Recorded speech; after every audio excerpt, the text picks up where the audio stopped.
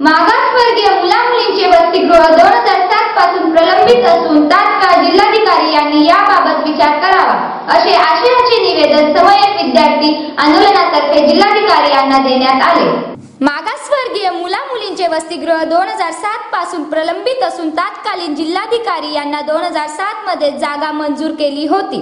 त्याचा 7/12 उतारा देखील समाज कल्याण कार्यालयाच्या नावाने देण्यात आला होता, परंतु तिथल्या निष्क्रिय अधिकाऱ्यांनी या संदर्भात कुठलेही ठोस पाऊले न उचलता मागासवर्गीय मुला-मुलींच्या वसतिगृहाचा प्रश्न तसाच ठेवला आहे। वसतिगृहाच्या जागेवर राज्य राखीव पोलीस बल गट क्रमांक 6 ने बेकायदेशीररित्या अतिक्रमण करून मागासवर्गीय मुलांच्या वसतिगृहाच्या जागेवर तंबू टाकून कब्जा केला आहे।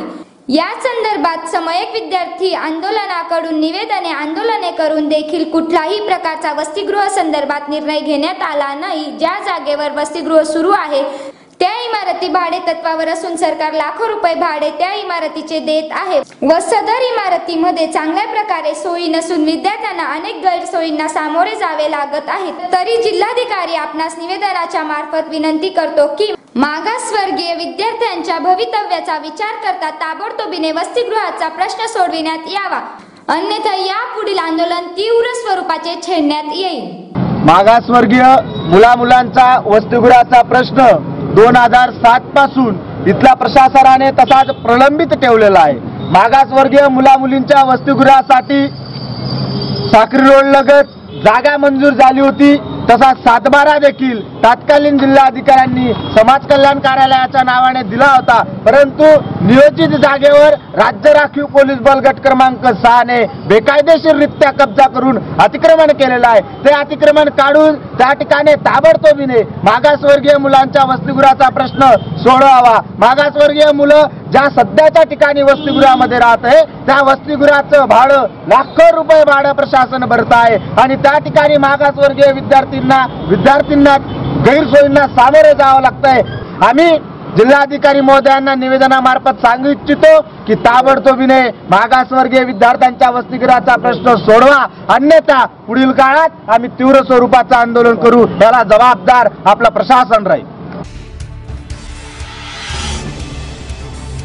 पॅन्थर पॉवर कामगार संघटना धुळे यांच्या अनेक प्रलंबित मागण्यांच्या निषेधार्थ महानगरपालिकेच्या प्रवेशद्वाराजवळ महिला व पुरुषांनी आंदोलन सुरू ठेवले आहे। मागण्या पूर्ण होईपर्यंत आंदोलन सुरूच राहील असे यावेळी सांगण्यात आले। आमचा पक्ष व संघटनेमार्फत बदली व रोजंदारी व नवीन कर्मचारी यांच्या विविध मागण्यांबाबत आपणास वेळोवेळी पत्रव्यवहार केले। धरणे आंदोलन, बिऱ्हाड आंदोलन, आमरण उपोषण केले। हे सर्व आंदोलनांमध्ये एक बदली कर्मचारी श्री रामदास यादव मोरे यांचे निधन झाले होते।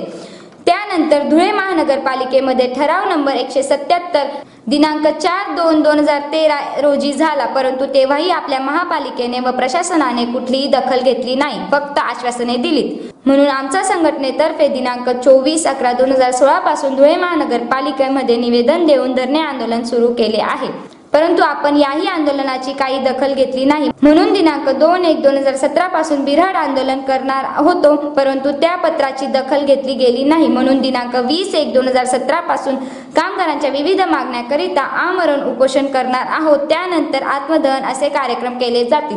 याची सर्वस्वी जबाबदारी पालिका प्रशासनाची राहील, याची कृपया गंभीरपणे दखल घ्यावी। गेल्या अनेक वर्षापासून आम्ही रिपब्लिकन पार्टी ऑफ इंडिया व पॅन्थर पॉवर कामगार संघटनेच्या आंदोलन करून संधी हे महापालिका शासन झोपलेलं आहे आणि हे भ्रष्टाचार पाठी घालत होते। जे खोटे लबाड लोक आहे त्यांना पाहून आस्थापनाचा खर्च वाढवत आहे। गेल्या 25 वर्षापासून 30 वर्षापासून या नगरपालिका सफाई कामगार व इतर कामगारांची भरती झाली नसल्यामुळे आम्ही आज रोजी दिनांक 20 रोजी आमरण उपोषण 6 महिला आणि 2 पुरुष बसवले आमरण उपोषणला। जोपर्यंत आमची मागणी पुरी होते समजा आमचं आंदोलन चालू राहणार आहे। Republican party of India Dhule शहर शाखा याच्या मार्फत। धन्यवाद। जय भीम, जय भारत, जय महाराष्ट्र।